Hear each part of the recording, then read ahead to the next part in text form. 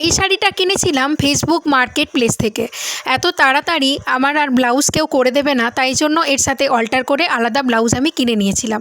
গলায় পরে নিয়েছি পুজো স্পেশাল হার, যেটা ব্লাউজের সাথে ম্যাচিং করছে, আর কানে পরে নিয়েছি অক্সিডাইজের দুটো ঝুমকো। সত্যি কথা বলতে আগেকার মতো হাবিজাবি সাজতে এখন আর আমার ভালো লাগে না, যতটা হালকা রাখতে পারি ততটাই ভালো লাগে। তারপর মনে হলো কপালটা একটু ফাঁকা লাগছে, তাই কপালে একটা লাল টিপ পরে নিলাম, আর হাতে ব্লাউজের সাথে ম্যাচ করে কতকগুলো চুড়ি।